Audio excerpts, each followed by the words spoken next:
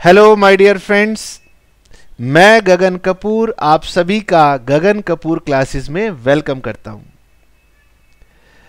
हमारे पास SPM college से एक क्वेरी आई थी कि सर जो फाइनेंशियल अकाउंटिंग में ये जो हमारी जे.आर. मोंगा की बुक है, इसमें जो लेटेस्ट एडिशन इंट्रोड्यूस हुआ है, इसमें एक जीएसटी सेट ऑफ की एडजस्टमेंट है और जिन कॉलेजेस ने भी ये चैप्टर कवर कर लिया है वहाँ पर ये इशू आ रहा था, तो हमने आज की क्लास प्लान की है कि हम आपको ये वाली एडजस्टमेंट सिखा पाएँ। सभी स्टूडेंट्स अभी दिल्ली यूनिवर्सिटी में सेमेस्टर 1 को ज्वाइन किया है, तो अभी उन्हें हमारे बारे में ज़्यादा पता नहीं है। मैं गगन कपूर और हम दिल्ली यूनिवर्सिटी के लिए ऑनलाइन क्लासेस प्रोवाइड करते हैं, रिकॉर्डेड मोड से प्रोवाइड करते हैं हमारी वेबसाइट gagankapoorclasses.com के थ्रू। लाइव क्लासेस में कई बार हम बातों को अच्छी तरह से नहीं समझा पाते, टूल्स का एफिशिएंसी का फ़र्क आ जाता है, तो इसीलिए आज आप ये भी सीखेंगे कि रिकॉर्डेड क्लासेस में हम कैसे ज़्यादा बेटर से बातों को समझ सकते हैं, समझा सकते हैं। खैर चलिए, तो मैं आपको लेकर के चलता हूं। हमारा जो आज का टॉपिक है कि सर जीएसटी के एडजस्टमेंट के बारे में, और ये हमारी बुक है जे.आर. मोंगा सर की, चैप्टर नंबर 8 है। इसमें फाइनल अकाउंट्स की चैप्टर के अंदर ये नई एडजस्टमेंट जीएसटी सेट ऑफ की है। कुछ समय लगेगा बुक्स में प्रॉपर तरीके से जीएसटी को इंट्रोड्यूस होने में। क्लास 11-12 में हो सकता है आपने इसके बारे में थोड़ा पढ़ा हो। आज हम आपको इसके बारे में थोड़ा और बताएंगे। जीएसटी एडजस्टमेंट हमारे पास दी हुई थी पेज नंबर शायद 34 था।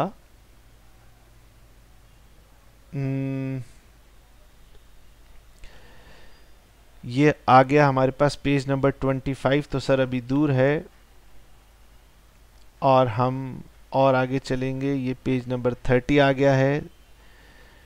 उसके बाद ये हमारे पास जीएसटी आ गया। ओके, तो हमारे पास एडजस्टमेंट नंबर 24 फाइनल अकाउंट्स में जे.आर. मोंगा बुक में जीएसटी के बारे में दी हुई है। तो मैं आपको जीएसटी के बारे में बताऊंगा, और क्योंकि जीएसटी एक कॉम्प्लिकेटेड टॉपिक है, इसके बारे में ये पूरा सब्जेक्ट है। आप इसके बारे में बीकॉम ऑनर्स में या प्रोग्राम में 3rd ईयर में जाके सेमेस्टर 6 में या सेमेस्टर 5 में जाके पढ़ते हैं।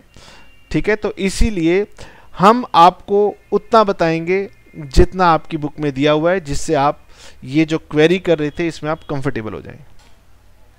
ओके, आराम से।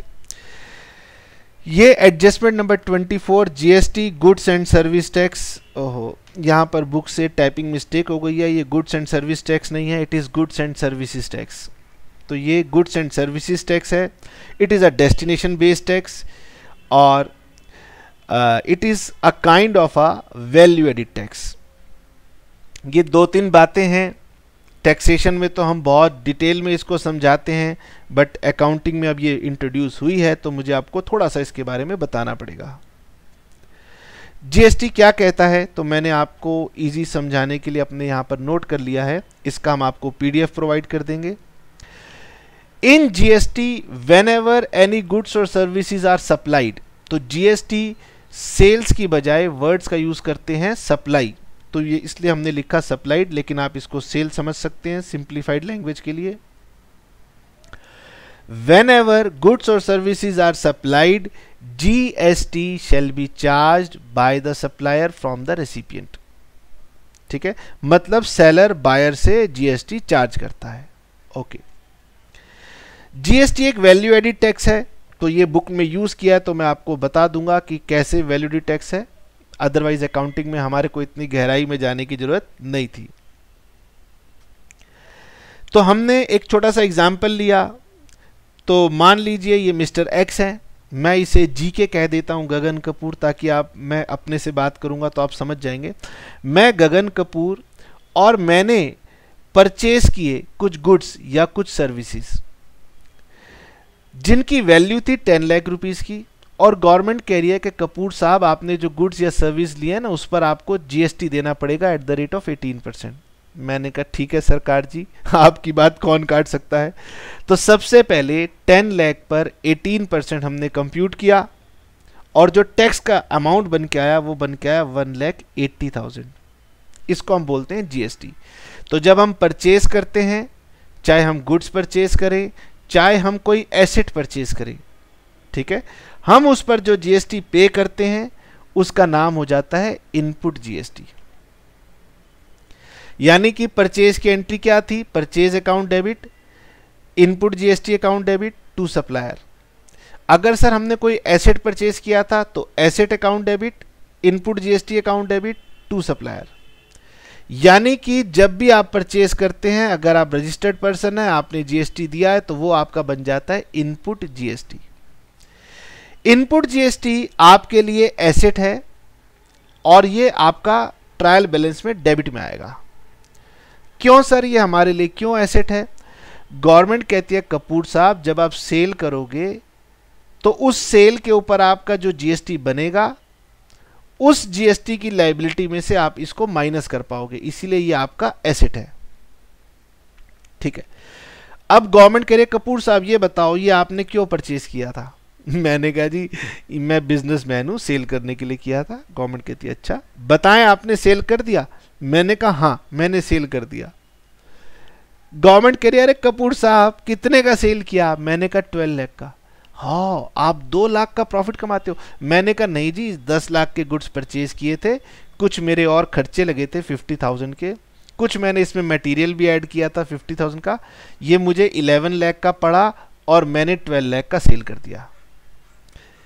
गवर्नमेंट कह रही है कपूर साहब छोड़ो, आपने 12 लाख का सेल किया ना, आप 12 लाख के ऊपर 18% यानी 2,16,000 और ले लेना, जिसको आपने सेल किया था उससे ले लेना और लाके हमें दे देना।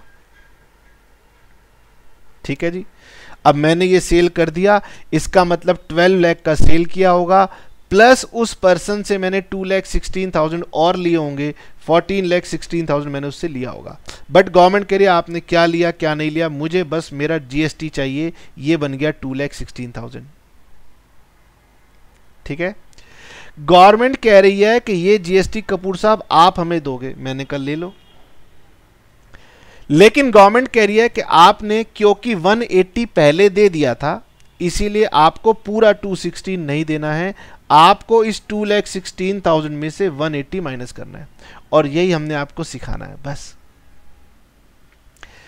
इसका मतलब जब भी कोई बिजनेसमैन अपना जीएसटी पे करता है तो वो अपनी लायबिलिटी में से अपना इनपुट माइनस करता है, जो रिमेनिंग अमाउंट होता है वो गवर्नमेंट को पे कर देता है। लो जी कितना आसान था सर। सर इसको करने के लिए क्या टेंशन थी? आउटपुट जीएसटी बना 2,16,000, क्वेश्चन हमें दे देगा। इनपुट जीएसटी क्वेश्चन हमें दे देगा, हम तो इसमें से माइनस करेंगे और पेबल दिखा देंगे 36,000। ठीक है, बड़ा आसान है, आउटपुट में से इनपुट माइनस कर दो। अब अगर आप इस 36,000 की कैलकुलेशन करना चाहते हो तो एक तरीका और भी था, वो सिर्फ समझने के लिए है कि जब आप 10 लाख के गुड्स लाए और आपने 12 लाख का सेल किया तो गवर्नमेंट कह रही कपूर साहब आपने एडिशन कितना किया वैल्यू में, मतलब 10 लाख की चीज को आपने 12 लाख बना दिया। मैंने कहा हाँ, तो ये जो वैल्यू एडिशन हुआ 2 लाख, गवर्नमेंट ने कहा कि हम दरअसल इसी पे आपसे टैक्स ले रहे हैं 18%, तभी ये 36,000 आ रहा है, तो it is a value added tax. लेकिन इसकी कैलकुलेशन हम सिंप्लीफाइड रखने के लिए क्या करते हैं, हम सेल पे टैक्स कंप्यूट करते हैं और परचेज पे टैक्स निकाल के माइनस करते हैं, जो रिमेनिंग बैलेंस आता है वो आपसे ले लेते हैं, और अगर आप उसे समझेंगे तो वो आपको पता चलेगा it is a value added tax.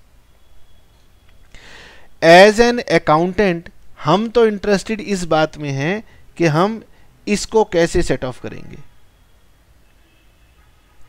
ठीक है सर, हम इसकी एंट्री कैसे बनाएंगे? तो जब मैं सेट ऑफ करता हूं तो मेरी आउटपुट लायबिलिटी रिड्यूस हो जाती है, और जब भी हमारी लायबिलिटी रिड्यूस हो जाती है हम डेबिट करते हैं, तो मैं आउटपुट जीएसटी को डेबिट करूंगा और इनपुट जीएसटी को क्रेडिट करूंगा। ये मेरी जनरल एंट्री होगी सेट ऑफ करने की।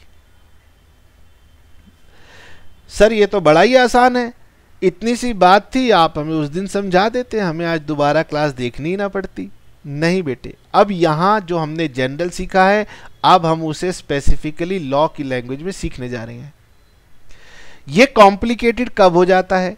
ये कॉम्प्लिकेटेड तब हो जाता है जब हमें ये पता चलता है कि हमारे जो जीएसटी हैं वो दरअसल एक सिंपल जीएसटी नहीं है, हमारी कंट्री में ना डुअल जीएसटी है, और इस डुअल जीएसटी की वजह से हमारे पास 3-3, 4-4 जीएसटी निकल के आएंगे।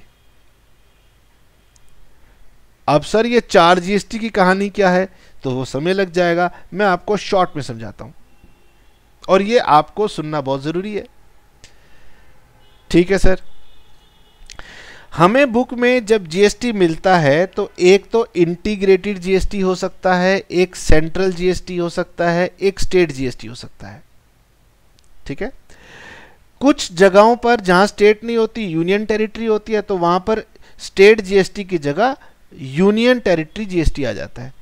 तो state GST, union territory GST, ये हो सकता है दोनों में से एक हो, और ये दोनों होंगी। अब सर ये क्या कहानी है, तो आप रोज न्यूज़ सुन लीजिए। न्यूज़ के अंदर स्टेट गवर्नमेंट को अपना रेवेन्यू चाहिए, सेंट्रल गवर्नमेंट को अपना रेवेन्यू चाहिए, इसलिए सीजीएसटी सेंट्रल गवर्नमेंट का होता है, एसजीएसटी स्टेट गवर्नमेंट का होता है, और यूटीजीएसटी उस यूनियन टेरिटरी का होता है। तो सर आईजीएसटी किसका होता है? आईजीएसटी सबका होता है, ये सब में बढ़ जाता है। ठीक है, ओके। अब गवर्नमेंट को जब टैक्स चाहिए तो गवर्नमेंट ने कहा देखिए टैक्स लेने के लिए हम दोनों आपस में बैठ के मांडवाली कर लेते हैं।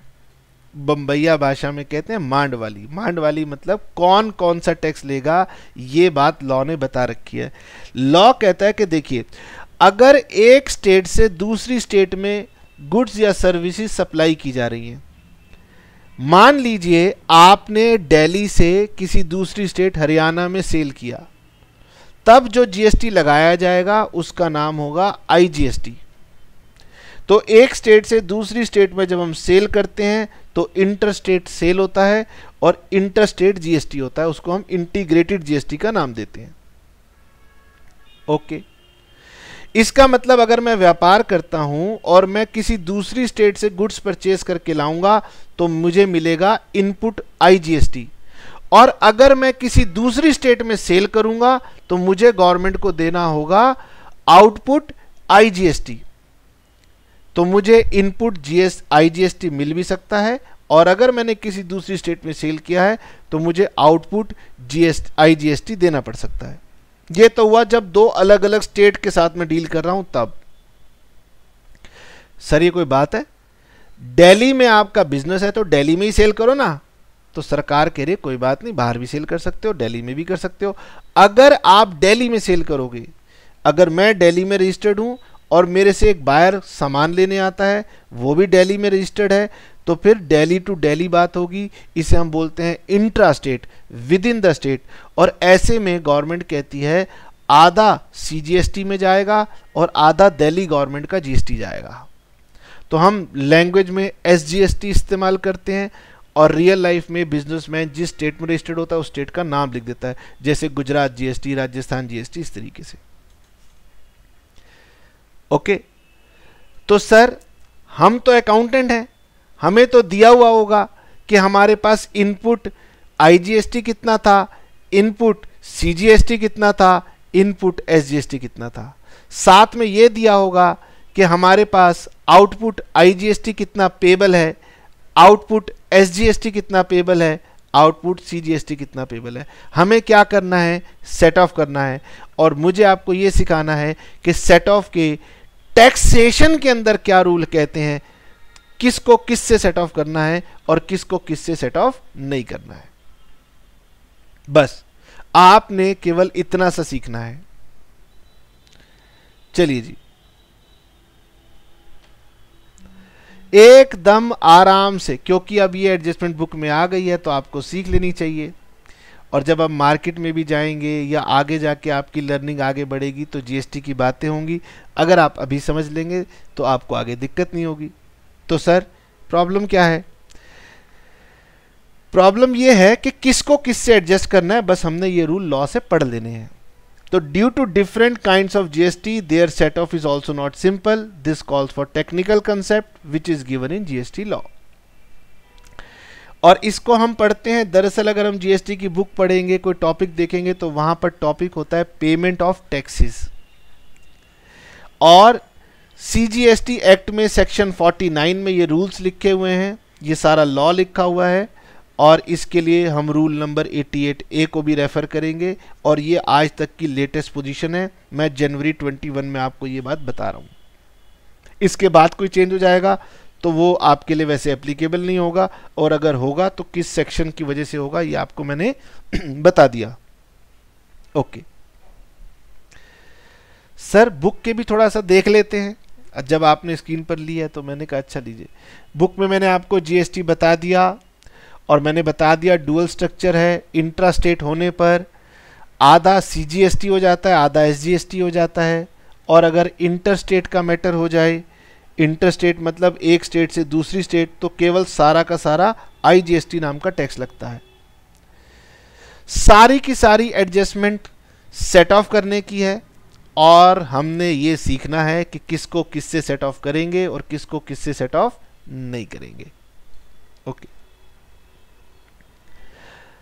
आइए जी, सबसे पहला रूल नंबर 1, सिंपल सा रूल है। रूल नंबर 1 ये कहता है कि आईटीसी ऑफ आईजीएसटी, समझ गए कि आप दिल्ली में हो और आप गुजरात से परचेज करके लाए थे, तो आपने आईजीएसटी पे किया था, वो बन जाएगा ITC of IGST, input tax credit, shall be first utilise towards payment of IGST. यानी आईजीएसटी को आईजीएसटी से एडजस्ट कर लेना। ओके, रिमेनिंग इफ एनी, अगर आपका इनपुट ज्यादा हो और बच जाए, that may be utilised for payment of CGST, SGST in any order. तो पॉइंट नंबर 1 एक सिंपल सी बात कहता है, मैं आपको समझाता हूं। सपोज कीजिए क्वेश्चन कहता है कि आपके पास इनपुट आईजीएसटी पड़ा हुआ है 2 लाख। ओके, और आपके पास आउटपुट आईजीएसटी पेबल है 1,20,000।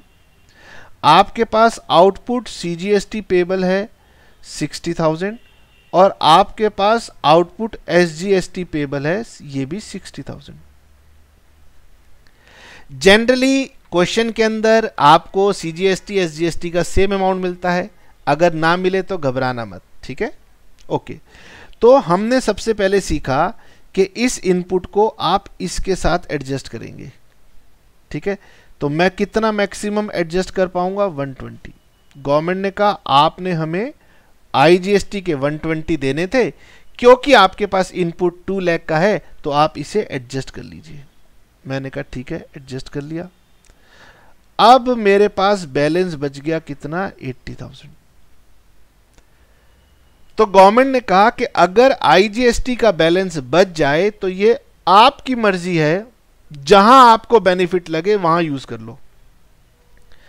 तो मैं इसको कैसे भी यूज कर सकता था, मैं चाहता तो इसको 60 यहां यूज कर लूं और 20 यहां यूज कर लूं, और फिर जो बैलेंस बच गया वो ये खत्म, ये खत्म, ये खत्म, 40,000 मैं गवर्नमेंट को एसजीएसटी के नाम से पे कर दूंगा।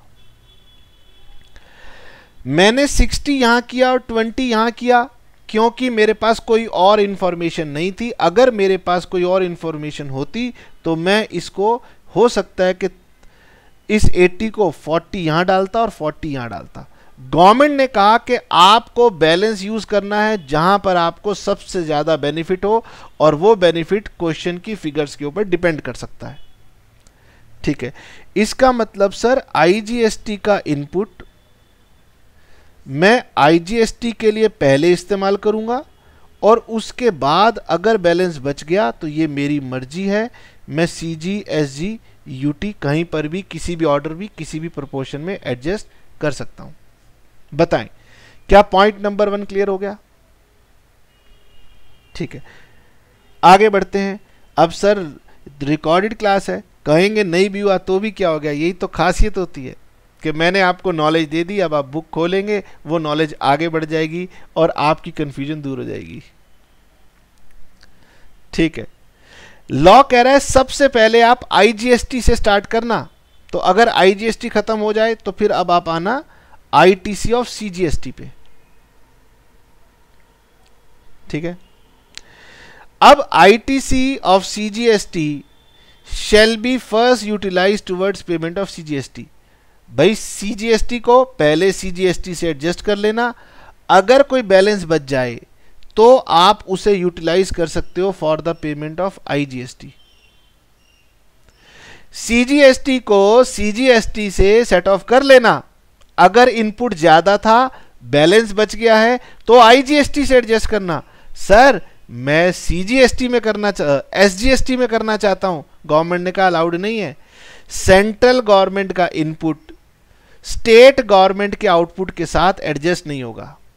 देखो लॉ कह रही है मैं सेंट्रल गवर्नमेंट हूं, वो स्टेट गवर्नमेंट है, मेरा इनपुट उसके साथ एडजस्ट नहीं होगा। मींस CGST क्रेडिट मतलब सेंट्रल गवर्नमेंट का input can not be utilised for payment of liability of state government GST। Central का इनपुट स्टेट के साथ एडजस्ट नहीं होगा। सेंट्रल का इनपुट सेंट्रल के साथ एडजस्ट होगा, उसके बाद IGST के साथ एडजस्ट होगा, लेकिन स्टेट के साथ एडजस्ट नहीं होगा। ओके, यही वो क्वेरी थी जो हमें स्टूडेंट से रिसीव हुई थी। आइए जी, अब एग्जाम्पल नंबर 2 की बात करता हूं। मेरे पास इनपुट में IGST नहीं था, मेरे पास इनपुट में CGST था 1,50,000।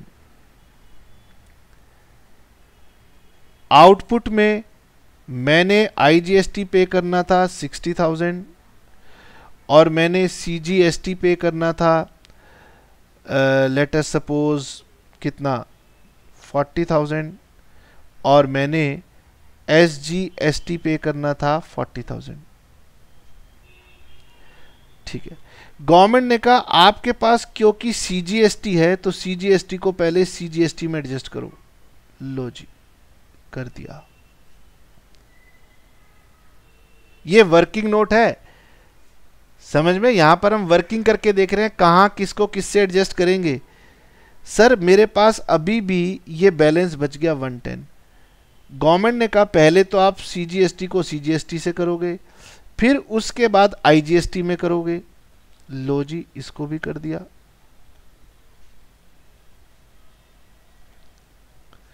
रिमेनिंग बैलेंस बच गया 50,000।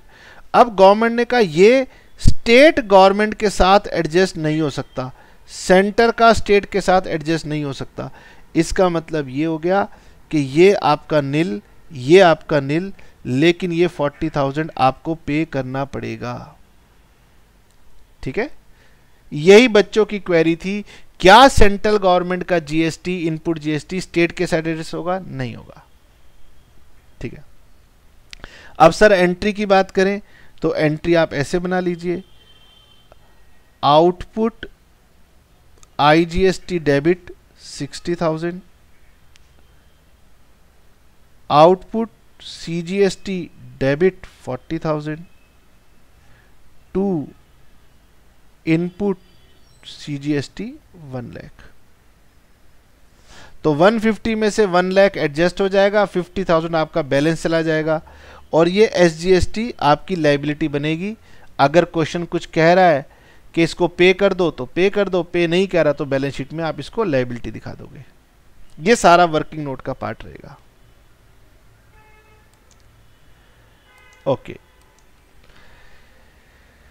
सर, सेंट्रल गवर्नमेंट की बात तो समझ में आ गई। अब स्टेट गवर्नमेंट के इनपुट GST का क्या होगा? तो गवर्नमेंट कह रही है कि अगर आपके पास स्टेट गवर्नमेंट वाले GST का इनपुट है तो उसका यूटिलाइजेशन पहले आप स्टेट गवर्नमेंट के आउटपुट GST में करना, और अगर वो बच जाए स्टेट गवर्नमेंट का इनपुट जीएसटी अगर बच जाए तो आप आईजीएसटी में यूटिलाइज कर सकते हो, उसे आप सीजीएसटी की लायबिलिटी के लिए यूटिलाइज नहीं कर सकते हो। ओहो, तो सर आपने ये कहा आईजीएसटी सबसे पहले लेना, उसको सब जगह आप एडजस्ट कर सकते हो, बिल्कुल। फिर स्टेट गवर्नमेंट सेंट्रल गवर्नमेंट का लेना, सेंट्रल गवर्नमेंट का सेंट्रल गवर्नमेंट के साथ होगा, आईजीएसटी के साथ होगा, स्टेट के साथ नहीं होगा। स्टेट गवर्नमेंट का स्टेट के साथ होगा, पहले बच गया तो आईजीएसटी के साथ होगा, लेकिन सेंट्रल के साथ नहीं होगा। यानी स्टेट और सेंट्रल आपस में एक दूसरे के साथ एडजस्ट नहीं होंगे। बोलिए, आपको बात समझ में आ गई? अब हम उस एग्जाम्पल की तरफ चलते हैं जो बच्चे हमसे उस दिन पूछ रहे थे, जो कि बुक ना होने की वजह से हमें थोड़ा सा क्लैरिटी नहीं हो पा रही थी कि वो क्या पूछना चाह रहे हैं। अब मैं आपको बताता हूं। Mister Raj enterprise has a sum of 1,15,000 on account of input credit of CGST. हमारे पास इनपुट में आईजीएसटी नहीं है, हमारे पास इनपुट में सीजीएसटी है, 1,15,000। ओके। Output GST payable. अब सर हमारे पास आईजीएसटी, सीजीएसटी, एसजीएसटी, ये तीनों पेबल हैं। ओके, कितने कितने पेबल हैं ये? आउटपुट हमारे पास आईजीएसटी पेबल है 30,000, ये पेबल है 70,000 और ये पेबल है 25,000। Example number 19 from the book J.R. मोंगा। अब आप यहां पर वीडियो पॉज करके ट्राई कर लीजिए। डेफिनेटली मैं कह सकता हूं कि अब आपको बात समझ में आ गई है, अब आपने पढ़ लिया है। यहां कहा गया है कि सीजीएसटी को पहले आप सीजीएसटी के साथ एडजस्ट करेंगे। कितना एडजस्ट करेंगे? जितना मैक्सिमम कर सकते हैं। अब आपने गवर्नमेंट को देना ही 70 है, तो इसका मतलब 70 आप यहां पर एडजस्ट कर लीजिए। ठीक है सर, 70,000 एडजस्ट हो गया। अब बैलेंस बचा 45। गवर्नमेंट कह रही है कि ठीक है, अगर आपके पास बैलेंस बच जाए तो याद रखना सेंट्रल वाले को आप आईजीएसटी के साथ कर सकते हो। कर लो, कितना कर सकते हो? मैंने कहा जी 30 कर सकता हूं, कर दिया। तो 30 एडजस्ट करने के बाद अब मेरे पास बैलेंस बच गया 15,000। क्योंकि ये सेंट्रल गवर्नमेंट का जीएसटी का इनपुट है, ये स्टेट के साथ एडजस्ट नहीं हो सकता, इसीलिए इसका कोई भी पार्ट वहां नहीं जाएगा। आपको फाइनली ये गवर्नमेंट को पे करना है, तो आप अपनी बैलेंस शीट में इसको पेबल दिखाएंगे। तो आप यहां देख सकते हैं, पहले हमने 70 एडजस्ट किया, फिर हमने 30 एडजस्ट किया। रिमेनिंग आईटीसी जो सीजीएसटी का बच गया है, ये कैरी फॉरवर्ड होगा। ये स्टेट गवर्नमेंट के जीएसटी को एडजस्ट नहीं कर सकता। मैं समझता हूं यही क्वेरी थी हमारे स्टूडेंट्स की, और मुझे उम्मीद है कि उन्हें ये क्वेरी क्लियर हो गई होगी। और अगर क्लियर हो गई हो तो आप अपना नाम लिख के हमारा जो नंबर है उस पर एक छोटी सी स्माइली भेज देना। अगर आपको कॉलेज में बिल्कुल नहीं समझ में आया और हमसे बहुत ज़्यादा समझ में आ गया हो, तो कुछ मेरे लिए स्वीट डिश का नाम लिख के भेज देना, smiley@गाजर का हलवा, या आपको कोई आइसक्रीम पसंद हो तो वो नाम लिख के भेज देना। मैं समझ जाऊंगा कि मैं आपको बात समझाने में कामयाब रहा। ओके, ये हमारा नंबर है। ओके, समझ में आ गया हो, खुश हो गए हो, तो एक स्माइली आप मुझे भेज दीजिएगा व्हाट्सएप पे अपना नाम लिख के, मैं समझ जाऊंगा। चलिए, tata, bye bye, see you.